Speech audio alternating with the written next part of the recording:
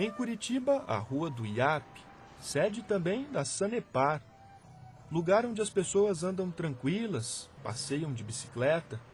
Crianças brincam alegres, convivem com o movimento frenético de carros e ônibus que cortam a capital.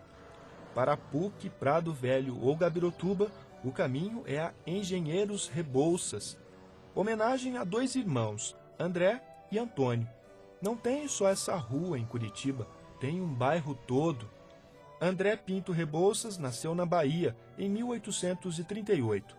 Um ano depois, nasceu seu irmão, Antônio Pereira Rebouças Filho. Passaram a infância no Rio de Janeiro, onde estudaram engenharia civil na então Escola Politécnica. Formados, começava uma carreira de grande sucesso que marcou a engenharia no Brasil. Depois de terminado o curso de engenheiros, eles conseguiram do Exército uma licença para fazer uma visita, uma viagem de estudos pela Europa. E quando eles estudaram, verificaram várias obras na França e Inglaterra. Depois retornaram ao Brasil e começaram sua carreira de engenheiros. Obras importantes foram projetadas por todo o país. No Paraná, duas marcaram época. Antônio Rebouças, junto com o irmão André, aqui no Paraná, por exemplo, foram responsáveis pela Estrada da Graciosa, pelo projeto e a execução da Estrada da Graciosa. E pelo projeto da Estrada de Ferro Curitiba-Paranaguá. Apesar da importância do projeto, a construção de uma obra tão gigantesca não foi fácil para a época. Acidentes e doenças eram frequentes e muitas pessoas acabaram morrendo. Segundo estudos, das 20 e poucas mil pessoas que estavam envolvidas na obra, apenas 6 mil aproximadamente eram mantidas, ativas na construção, já que as outras sempre estavam encostadas por problemas de doença da época, todo esse trecho aí da Serra do Mar. Na capital, a construção de um dos cartões postais teve a participação de André Rebouças. Os irmãos Rebouças também, eles foram responsáveis pela aquisição do terreno onde está hoje o Estação Plaza, em Curitiba, que era a antiga estação ferroviária.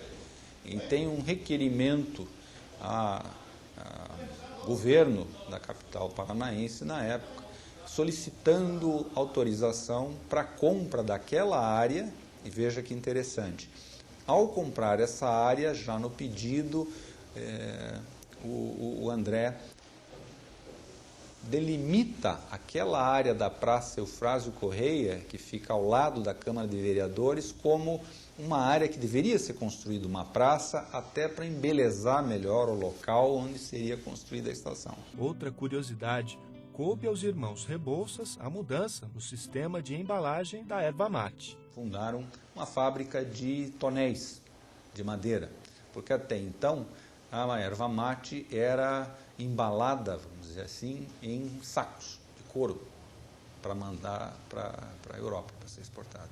Então eles passaram a embalar a erva mate em barricas, o que ganhou muito mais qualidade para o produto, deixou de ter aquele cheiro forte do couro e com a madeira não transmitia tanta propriedades ruins do couro para a erva mate. O envolvimento dos Rebouças com a política também foi grande. André é considerado um dos líderes do movimento abolicionista.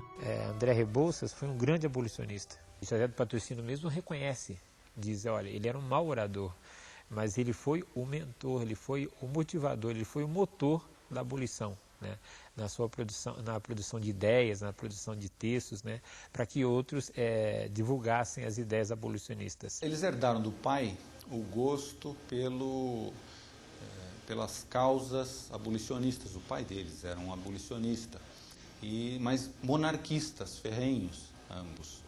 Pode parecer um pouco contraditório, mas não é tanto se pensar que a família real brasileira, ela também era abolicionista, tanto é que a abolição foi feita pela princesa Isabel. As obras na Estrada da Graciosa ficaram prontas em 1873, um ano antes da morte de Antônio Rebouças. A ligação entre Curitiba e Paranaguá ele não conseguiu ver pronta.